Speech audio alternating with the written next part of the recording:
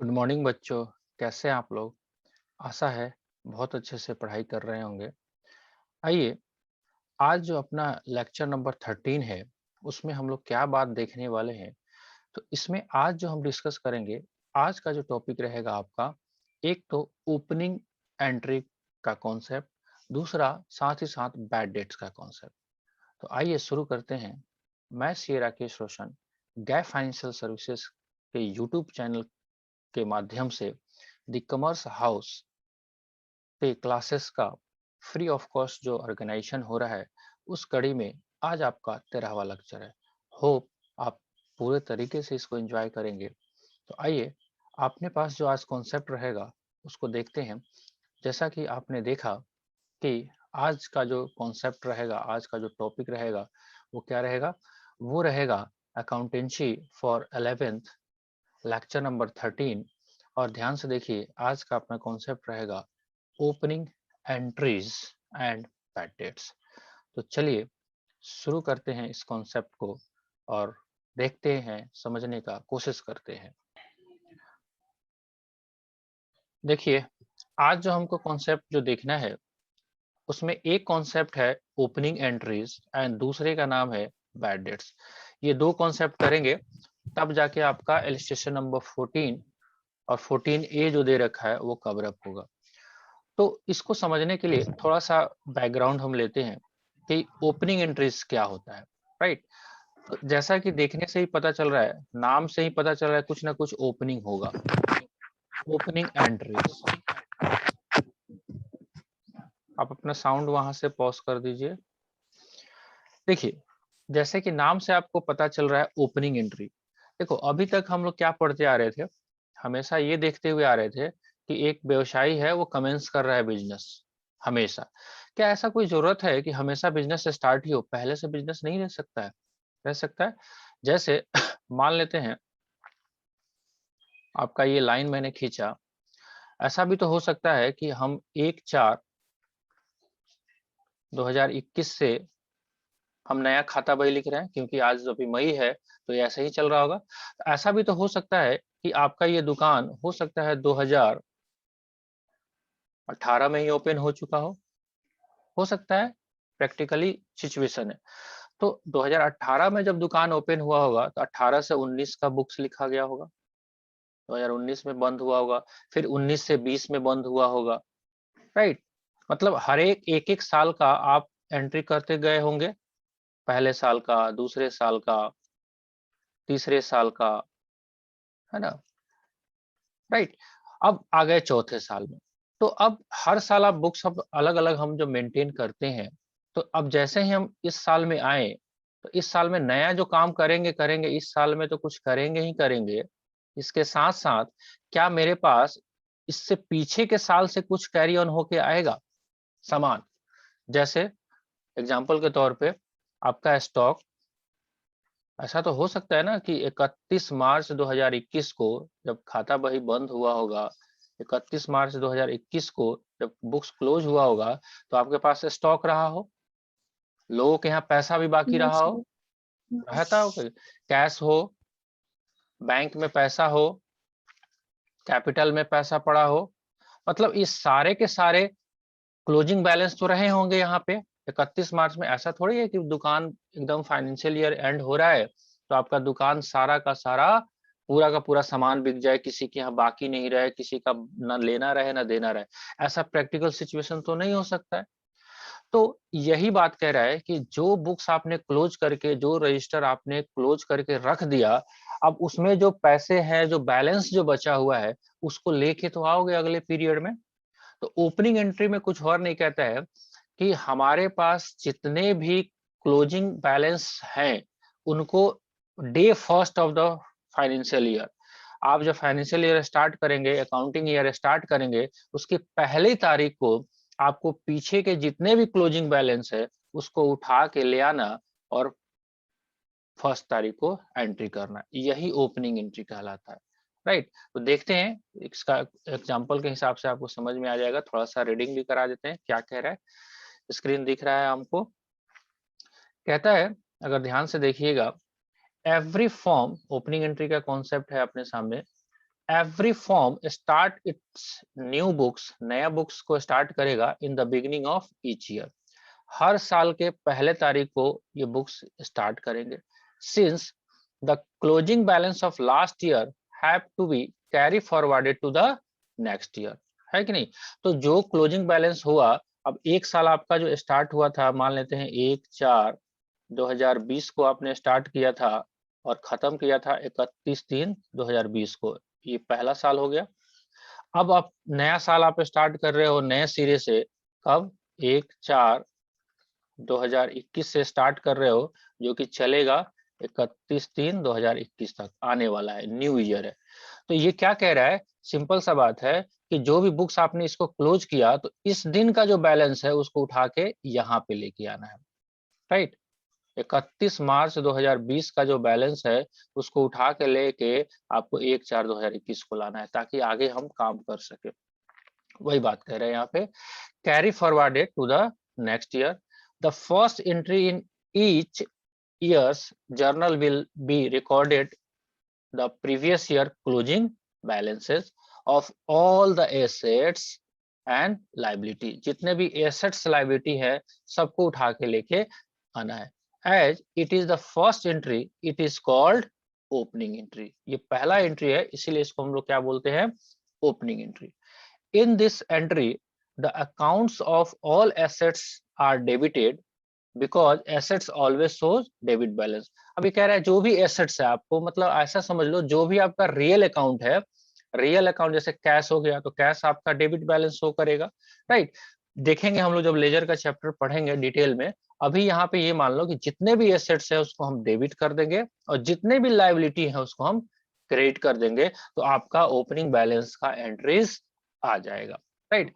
अगर मान लेते हैं, जैसा कि आप कॉन्सेप्चुअली जानते हैं कि डेबिट जितना होगा उतना ही क्रेडिट होगा, तो जो भी बैलेंसिंग फिगर आएगा, लेट्स सपोज दैट आपका डेबिट साइड का जो सम है वो आता है 1,00,000 रुपया और क्रेडिट साइड का जितना भी आइटम आपने सम किया वो आया लेट्स सपोज दैट 80,000 रुपया। तो क्वेश्चंस नहीं भी बोले तो भी हमको ये मान के चलना है कि जो बैलेंस जो आएगा 20,000, ये क्या माना जाएगा, capital, discount, not trade discount. Trade discount की बात ही नहीं कर रहे हैं, अभी कोई सेल परचेज नहीं हो रहा है। अभी हम बात कर रहे हैं पीछे के क्लोजिंग बैलेंस को उठा के ले आना। ऐसा समझ लो ना, पिताजी दादाजी ने जो पैसे कमाए आपके लिए वो कितना छोड़ के गए, वो किसी और को दे दोगे या अपने से कमाओगे या पीछे का बैलेंस भी आएगा। फैमिली में जो भी कैश इन हैंड है, लैंड एंड बिल्डिंग है, वो आपका क्लोजिंग बैलेंस था ना। दादाजी परदादा जी उनके पिताजी ने कमाया, धीरे धीरे इकट्ठा करके आप सब हम लोग के लिए छोड़ के गए, तो वही क्लोजिंग बैलेंस को उठा के लेके आना है कि हाँ अब 1 तारीख को मेरे पास ये है, अब आगे इस साल हम काम करेंगे। तो ऐसा कॉन्सेप्चुअली है। ऐसा एक प्रैक्टिकल लाइफ में ये सारी चीजें नहीं होती है, बिकॉज ये जो आप कॉन्सेप्ट पढ़ रहे हो, एक चीज और ध्यान रखिएगा, ये केवल एकेडमिक लाइफ में ही आप पढ़ रहे हो, राइट। प्रैक्टिकल लाइफ में क्या है, आजकल अकाउंटिंग सॉफ्टवेयर है, जैसे आपको बुक्स में अवेलेबल भी है, टैली सॉफ्टवेयर है, बीजी सॉफ्टवेयर है, बहुत सारे सॉफ्टवेयर चलते हैं, तो they are automatically carry forward all balances, right. लेकिन हमको थ्योरेटिकली अकाउंट्स में आप समझिए कि पहला दिन ही पढ़ रहे हैं आप लोग, ये तो अभी स्टार्टिंग ही हुआ है ना। तो थ्योरेटिकली या एकेडमिकली जब एग्जामिनेशन पॉइंट ऑफ व्यू से अभी बात कर रहे हैं तो ये सारा काम करना पड़ता है। तो हमने क्या आप एक डिस्कस किया, ये डिस्कस किया कि आपका डेबिट साइड का जोड़ अगर 1 लाख है और क्रेडिट साइड का जो जोड़ है 80,000 है, जो बैलेंसिंग फिगर आएगा उसको आप कैपिटल अकाउंट मानना, राइट। पहला सिचुएशन। ऐसा भी हो सकता है, देयर मे बी पॉसिबिलिटी कि आपका उल्टा हो जाए, राइट, उल्टा हो जाए, मतलब डेबिट साइड का जो समेशन है वो 80,000 हो और क्रेडिट साइड का समेशन वो 1,00,000 हो, ऐसा हो सकता है। तो 20,000 इस केस में जो 20,000 आएगा यहाँ पे, ये डेबिट साइड में, इसको हम लोग मानते हैं गुडविल, राइट। धीरे धीरे समझ में आएगा आपको, अभी एक दिन में सारा कॉन्सेप्ट डिस्कस नहीं किया जा सकता, बट अभी ये मान के चलो कि अगर हम ऐसा कह सकते हैं कि अगर debit side is more than credit side, right, तो बैलेंसिंग क्या हो जाएगा, कैपिटल, ऐसा कह सकते हैं, राइट। अगर आपका debit side is less than credit side, तो बैलेंसिंग फिगर को हम क्या मानेंगे? Goodwill account. गुडविल। ठीक है, क्या होता है गुडविल? धीरे धीरे पता चलेगा। देखिए सारी बातें एक साथ हम नहीं कर सकते। जैसे अभी यहीं पे बात लिखा हुआ था डेबिट बैलेंसेस, क्रेडिट बैलेंसेस, अब लिखने को तो लिख दिया यहाँ पे, लेकिन जो नया बच्चा है जिसको अकाउंट्स अभी नहीं आता है, अभी जर्नल एंट्री पढ़ा है, जब तक वो लेजर नहीं पढ़ेगा तब तक उसको व्हाट इज द बैलेंसिंग उसको तो पता ही नहीं है। लेकिन फिर भी एक दूसरे से कनेक्शन में है, तो धीरे धीरे ही करके एक बार लर्निंग फेज को हम स्टार्ट करने का कोशिश करते हैं, राइट। फॉर एग्जाम्पल अब देखते हैं कि क्या बातें इसमें निकल कर है। देखिए इसमें लिखा हुआ है, for example the following balances appear in the books of Gopal on 1 अप्रैल 2020। चलिए इनका बुक्स 20 को ही स्टार्ट कर रहा है, पिछले साल की बात कर रहा है। देखिए एसेट्स दिया हुआ है, लाइबिलिटी दिया हुआ है, ठीक है।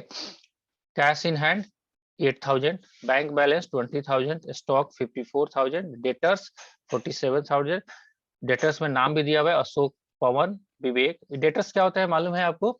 जितने भी लोग को आप उधार देते हैं ना, जितने भी लोग को हम उधार सेल करते हैं, उनको नेम वाइज तो हम लेजर खोलते ही खोलते हैं उनको कलेक्टिवली मतलब ग्रुप में हम बोलते हैं डेटर्स। मतलब जिसको हमने उधार सामान बेचा हुआ है, तो 100 लोगों को हमने बेचा हुआ है, तो 100 लोगों को कलेक्टिवली हम बोलेंगे डेटर्स। जैसे हम आपको बोलते हैं, आपका पर्सनल नेम से भी बुला सकते हैं, जो दूसरा बच्चा है उसको भी पर्सनल नेम से बुला सकते हैं, कलेक्टिवली हम क्या बोलेंगे? Student, right.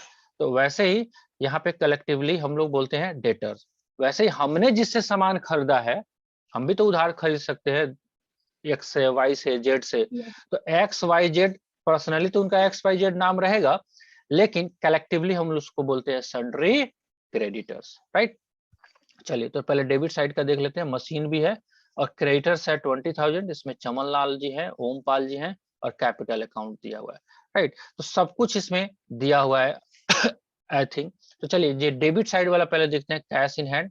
यहाँ पे लिख लीजिएगा, cash account debit 8,000, bank account debit 20,000, stock account debit 54,000, Ashok account debit 12,000। ये सब कहाँ से लिया? सारे एसेट्स का डेबिट बैलेंस लिखना है वहां से। Pawan account debit 15,000, Vivek account debit 20,000, machine account debit 60,000। बस इतना तक ही रहने देते हैं अभी, राइट। चलिए उसके बाद क्या काम करना है हमको? उसके बाद जो करना है वो देखिए ध्यान से। उसके बाद आपको क्रेडिट साइड वाले बैलेंस को देखना है। चमन लाल 7,000, ओमपाल 13,000, और कैपिटल इस क्वेश्चन में दिया हुआ है ऑलरेडी 2 लाख, आपको क्वेश्चन में दिया हुआ था 2 लाख। अब डेबिट और क्रेडिट को कंपेयर करेंगे तो देखिए क्रेडिट साइड का जो समेशन है वो है 2,13,007। 2 लाख कितना है? 2,20,000, right, credit side. Debit side जब जोड़ लगाओगे यहां तक तो कितना आएगा? कम आएगा। कितने से? 31,000 से। अब कंपेयर करके देख लेंगे, 31,000 घटाते हैं तो कितना होगा? 20, 10, 30, मतलब 1,89,000 क्रेडिट डेबिट साइड। तो बैलेंसिंग फिगर हमने क्या डिस्कस किया हुआ था, यहाँ पे दिया भी हुआ है। Total asset side 1,89,000। तो बैलेंसिंग फिगर जो 31,000 आया वो क्या कहलाया? गुडविल। तो जिधर भी शॉर्ट करेगा उसके हिसाब से हम कर सकते हैं। तो एक ये छोटा सा कॉन्सेप्ट हो गया जी, इसको क्या बोलते हैं हम लोग? Concept of opening entry. समझ में आया बात? मुश्किल काम नहीं है। तो सिंपल सा बात है, अगर नहीं भी अभी समझ में आता है तो हम लोग क्या करेंगे? एसेट्स वाले आइटम को डेबिट में लिख देंगे और लाइबिलिटी वाले आइटम को क्रेडिट में लिख देंगे। और ये कॉन्सेप्ट ध्यान में रखिएगा, इसको आप रजिस्टर पे नोट कर लीजिएगा कि डेबिट साइड ज्यादा है क्रेडिट साइड से तो क्या होगा? बैलेंसिंग कैपिटल होगा, और डेबिट साइड कम है क्रेडिट साइड से तो बैलेंसिंग क्या हो जाएगा? गुडविल हो जाएगा। तो एक कॉन्सेप्ट हमने पूरा कर लिया, राइट। एक कॉन्सेप्ट हमने पूरा कर लिया। अब एक दूसरा कॉन्सेप्ट भी लगे हाथ कर लेते हैं, तब जाके आपका आज का होमवर्क चलेगा। चलिए अब इस कॉन्सेप्ट को करने के लिए आप थोड़ा सा प्रैक्टिकली सोचना पड़ेगा। कॉन्सेप्ट का नाम है बैड डेट्स। नाम सुना है कभी आपने? No sir. नहीं सुना। अच्छा, जिस इन्वायरमेंट में रहते हैं वहां पे ये नाम तो सुना होगा। दुकानदार, जिस दुकान आप अगर बिजनेसमैन है या किसी से सामान खरीदते हो तो हमेशा वो दुखी रहता है, क्या कहता है, देखो ना भाई फलाना जी को दिए थे सामान उधार दिए थे, पचा लिया। ये वर्ड सुना है, Yes, sir. पचा लिया पैसा। हाँ, Yes, sir. पचा लिया, पचा लिया कहाँ सुना है, दुकानदार को बोलते सुना होगा। तो जो वो पचा लिया है ना, वही यहाँ पे बैड डेट्स है। अभी हमने क्या कहा, जिसको हमने सेल किया क्रेडिट, माने जिसको उधार सेल किया उसको हम लोग क्या बोलते हैं कलेक्टिवली, डेटर्स। यही अभी डिस्कस किया था हमने। जो भी अब नाम से हो सकते हैं, ए हो सकता है, बी हो सकता है, सी हो सकता है, इनको हम कलेक्टिवली क्या बोलते हैं, डेटर्स। Data. अब क्या कह रहे हैं कि ऐसे डेटर्स जो गंदे हैं, बैड का हिंदी होता है बुरा, ऐसे डेटर्स जो कि क्या है, गंदे हैं, अच्छे नहीं है। अच्छे डेटर्स कौन से होते हैं, इनको आपने सामान दिया उधारी, उनके पास पैसे नहीं थे, टाइम से वो पैसे ले आके दे देते हैं, देखिए भाई साहब आपका बड़ा एहसान है हमारे ऊपर, हमने आपका नमक खाया है, आपका बकाया था 2000 रुपया, ये ले लिए। दूसरा क्या कहता है ना, नहीं कहता है, कहावत भी आजकल देखते हैं, धन गया पैसा गया और गया व्यापार, दर्शन दुर्लभ हो गया जब से दिया उधार। लोग कहता है ना कि हम उधार बिक्री नहीं करते हैं। लोग भी कॉन्सेप्चुअली ये सोचता है कि चलो भाई 2 रुपया कम ही आए, नगद नारायण आए, पता नहीं कल को वो जिसको उधार आपने दे दिया है वो तो ग्राहक भी जाएगा। मान लेते हैं आप किराना का शॉप है, आप उसको उधारी दे दिया 5000 का, अब उसके पास पैसे ही नहीं हो रहे या वो देना नहीं चाहता है, कुछ भी कारण हो सकता है, जेन्युइन कारण भी हो सकता है। अगर वो दे ही नहीं रहा आपको, अब क्या करोगे इस केस में, अब तो वो बंदा आपके दुकान पे भी नहीं आएगा। क्यों, क्योंकि आएगा तो आप कहेंगे पिछले का पैसा दीजिए ना, पीछे वाला नहीं दे, महाराज बहुत आप खराब आदमी है, एक बार आपको पैसा दे दिए, हमको दौड़ा रहे हैं। आम भाषा में हम बात करते हैं, जिस इन्वायरमेंट में हम लोग रहते हैं, देखो एग्जाम में ऐसे नहीं लिखना है, लेकिन हम आपको वही बात बताने का कोशिश करेंगे जो आप फील करते हैं, महसूस करते हैं, तो ज्यादा आपको समझ में आएगा। क्योंकि हम सब लोग कहीं ना कहीं बिजनेस ट्रांजेक्शन तो करते ही हैं, भले ही हमारे घर वाले अकाउंट पढ़े हैं चाहे नहीं पढ़े हैं, लेकिन वो बैड डेट्स जानते हैं, भले ही बैड डेट्स के नाम से नहीं जानते हैं, लेकिन ये जानते हैं कि पैसा दे उधार सामान दिए तो पचाएगा, फलाना जी का क्रेडिट सही नहीं है, अरे वो तो बहुत पचाऊ है, जिसका ले लेता है उसको देता नहीं है ना, ऐसा कोई सगा नहीं जिसको मैंने ठगा नहीं, उसका कॉन्सेप्ट ये है, राइट। तो हमारे को क्या है, हम लोग अकाउंट्स के बंदे हैं, अगर मान लेते हैं जो भी बिजनेसमैन उसका पैसा डूब गया तो हम क्या करेंगे। तो सबसे पहले हमको कॉन्सेप्ट समझ में आ गया कि ये कहाँ से क्रिएट हो गया आएगा, जो भी आप उधार सामान बेचोगे डेटर्स को, अब जो भी उधार आपने बेचा, जब बेचा तो क्या एंट्री किया होगा, अगर सेल किया होगा ऑन द सेल या at the time of sale आप बात करते हैं, एट सेल, सेल के टाइम में आपने क्या किया होगा, मान लेते हैं बी को ही उधार बेचा, तो बी अकाउंट डेबिट किया होगा हमने, Yes, और sir. क्या किया होगा, सेल्स क्रेडिट किया होगा। मान लेते हैं हमने इसको बेचा 10,000 रुपया, ठीक है। अब मन में तो लड्डू फूट गया उस टाइम, क्योंकि सेल्स को आपने इनकम मान लिया हुआ है। मैंने आपको पढ़ाया भी था कि जब सेल होगा तो सेल आपका इनकम माना जाता है, तभी तो नॉमिनल अकाउंट है, तभी तो आप क्रेडिट कर रहे हो। क्या ये बात कनेक्ट हो रहा है अब आपको। सेल्स जब आपने किया था, आज मान लेते हैं आज आपका 26 तारीख है, 26 तारीख को आपने सेल किया तो मन में तो लड्डू फूट गया कैडबरी का, है ना, अरे वाह, प्रॉफिट भी एनालाइज कर लिया, अरे तेरी 10,000 का सामान बेचा है, इसको 8,000 में खरीदा था, 2,000 लड्डू फूट गया मन में, अब तो 2,000 फायदा होने वाला है ना। इसके बहाने पिज्जा समोसा भी ऑर्डर करके मंगा लिया, है ना, लेकिन भैया रुक जा, अभी उधार दिया है, पता नहीं पैसा देगा कि नहीं देगा। पता चलता है 1 हफ्ते के बाद दे ही नहीं रहा है पैसा भी, राइट। आपने बहुत जोर लगाया तो बोलता है ये काम कर भाई, हम ज्यादा से ज्यादा तुमको 3,000 दे सकते हैं। अब क्या करें, 3,000 दे सकते हैं तो आएगा कैश अकाउंट डेबिट, कितना, 3,000. 3,000, है ना। उसके यहाँ बाकी है कितना, Account 7,000. 10,000, 10,000. 10,000, क्योंकि अब देने वाला है नहीं, हमको मालूम चल गया, डुबा लिया। अब या तो एक ऑप्शन है कि आप व्यापार करो, या दूसरा ऑप्शन ये है कि मारामारी करो, चलो कोर्ट में फरियादते हैं, है ना, पैसा नहीं देगा तुम, तेरा जैसा कितना के हम देखते हैं। ऐसा बात क्या बिजनेसमैन सोचता है, नहीं सोचता है। बिजनेसमैन का काम है बिजनेस करना, उसको केस कोर्ट कचहरी लड़ने का काम उसका नहीं है। वो दिल को अपने सुकून लगता है, जो लड्डू फूटे थे उसको बुझा लेता है, चलो भाई नुकसान हो गया, पहचान में तो आ गया, अभी दोबारा नहीं देंगे इसको उधारी, राइट। लेकिन फिलहाल अभी यहाँ पे क्या हो गया, यहाँ पे तो चंपत लग गया जी, राइट। तो बैलेंसिंग जो है, अब ये डिस्काउंट नहीं है, क्योंकि डिस्काउंट इच्छा से देंगे। यहाँ तो क्या हमारी इच्छा है आपको छोड़ने का पैसा 7,000, नहीं, ये हमारा नुकसान हो गया, क्योंकि हमने इनकम माना था 10,000 रुपया, अब आया 3,000, तो 7,000 नुकसान हो गया। इसी नुकसान का नाम है bad Bad debts. Debts. Nominal account है, खर्चे हो गए, नुकसान हो गया, चलो भाई रात गई बात गई, आगे से ध्यान रखना। This is called bad debts. अब ये पूरा का पूरा पैसा डूब सकता है, आधा डूब सकता है, मैंने एग्जांपल लिया है वही सेम टू सेम ताकि आपको समझ में आए, राइट। चलिए एक बार कॉन्सेप्ट को रीड कर लेते हैं फटाफट। When the goods are sold to a customer on credit, ध्यान से, कैसा सामान बेचा आपने, उधार। तो उधार जैसे ही दिया, तो देखते हो ना आजकल दुकान सब पे फोटो लगा रहता है, ग्राहक सामान लेते समय गाय, है ना, और ग्राहक पैसा देते समय शेर, ऐसा दिखाता है वहां पे, है ना। हम उधार बिक्री नहीं करते हैं। तो डिफरेंट टाइप के slogans are use by the businessman. वो जानते हैं कि भैया उधार देना रिस्की काम है, लेकिन मजबूरी है, क्योंकि बिना उधार दिए व्यापार भी नहीं चलता है, तो मजबूरी है, देना पड़ेगा। तो ऐसा इस रिस्क से डर से कि डूब जाएगा पैसे, हम व्यापार तो बंद नहीं कर सकते।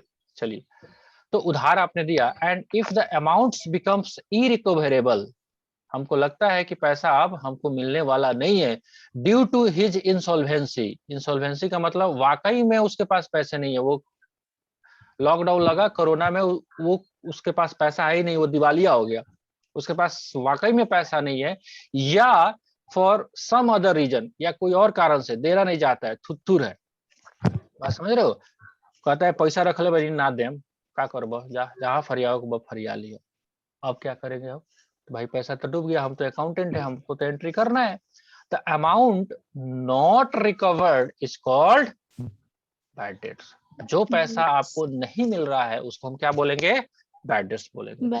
For recording it, bad debts account is debited and customer account is credited. अब इसके अलावा कुछ कर भी नहीं सकते हम। आइए देखिए, Ravi who owed us ₹10,000 is declared insolvent and 30 पैसा in a rupee is received from his estate. तो कितना हमने रवि को बेचा था, 10,000 का सामान बेचा था, है ना, 10,000 का सामान बेचा था, और वो इंसॉल्वेंट हो गया, दिवालिया हो गया, कंगाल हो गया, राइट। और कह रहा है कि 30 पैसा, 1 रुपया में 30 पैसा हमको मिल रहा है।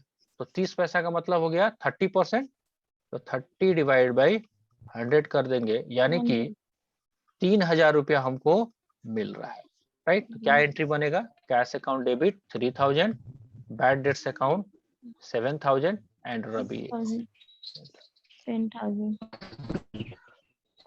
तो इतना सारा कॉन्सेप्ट आज का हो गया, कुछ ज्यादा ही हो गया, कम नहीं थे, लेकिन क्या करें, करना तो है हम ही को, सब आपको हमको, राइट। चलिए अब देखिए एक बार ध्यान से क्या बातें निकल के आ रही है। अब ये एग्जाम्पल है बहुत बड़ा और बहुत लंबा भी है, राइट। देख रहे हो इलस्ट्रेशन नंबर 14।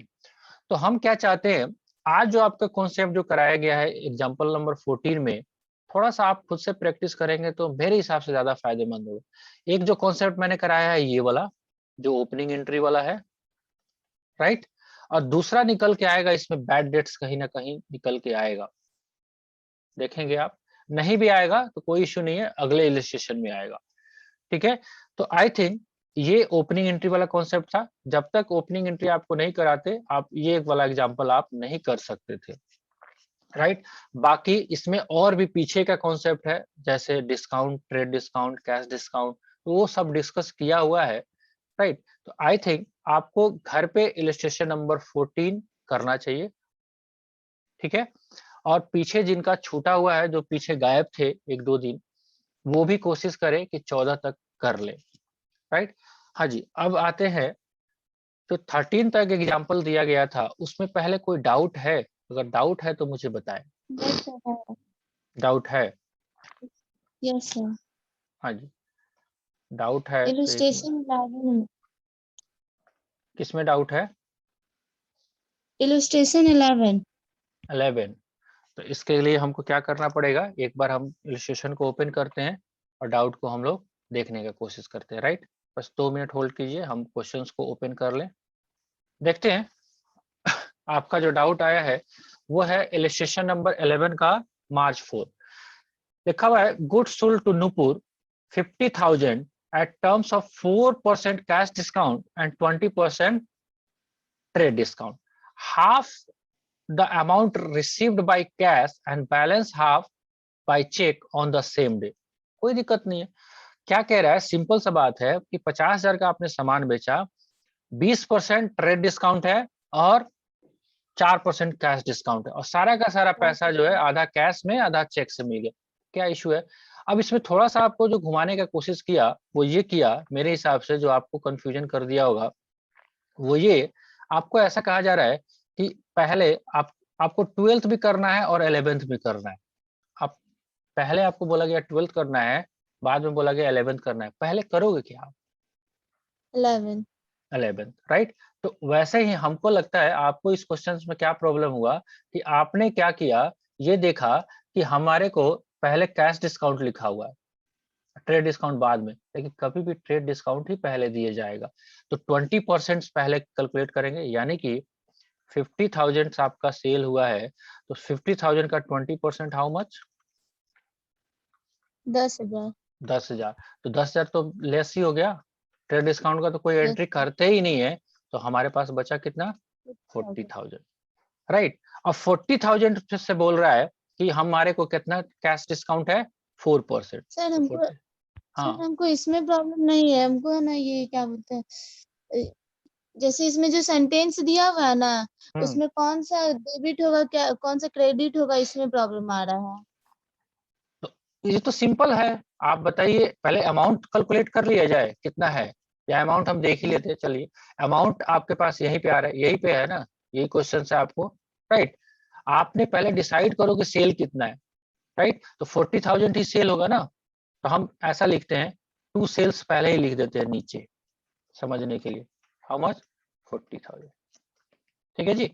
अब कह रहा है इसका 4% उसी टाइम पैसा मिला तो क्या कैश डिस्काउंट नहीं देंगे?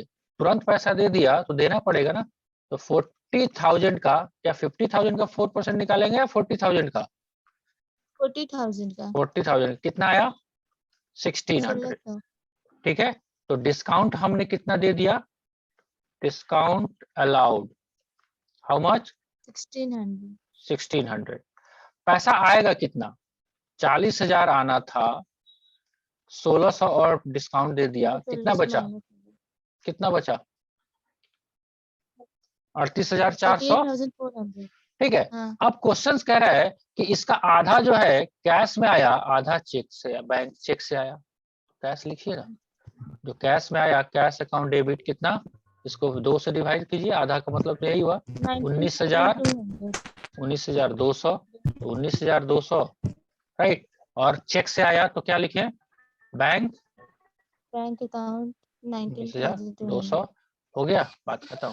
फाइनल जर्नल एंट्री देख लीजिए, यही लिखा हुआ ना, 19,200, 19,200, 1600, 40, सिंपल सा बात, ठीक। हाँ, आगे बताइए। आगे हाँ, और कोई भी डाउट?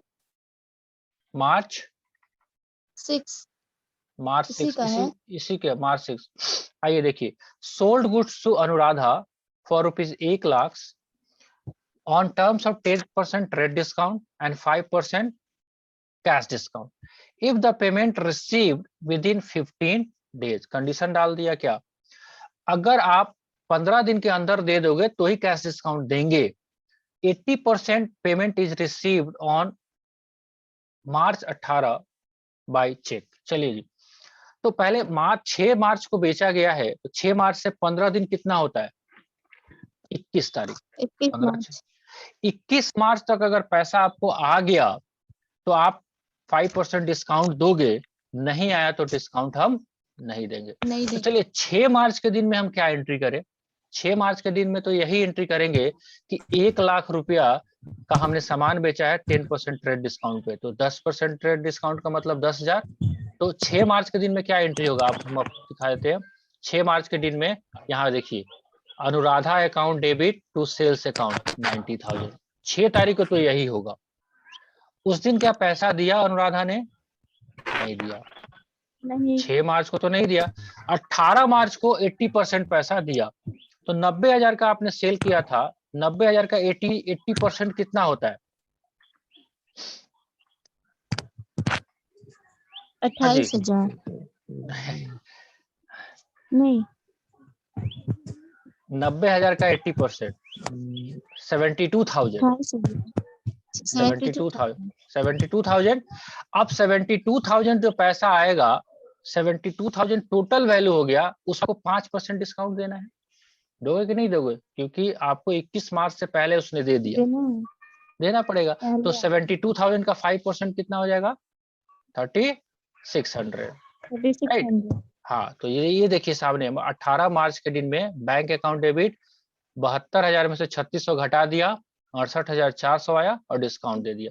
बाकी 18,000 बाकी है, वो जब देगा तो देगा, पता नहीं कब देगा, क्वेश्चन बोला नहीं है कब देगा, तो जिस दिन देगा उस दिन देगा।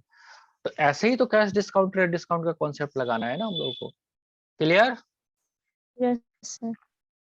ठीक है, और कुछ डाउट? सर इसमें 6 नंबर में क्या एंट्री करेंगे? कौन सा? मार्च 6 में। मार्च 6 में तो सिंपल सा एंट्री करोगे सेल का।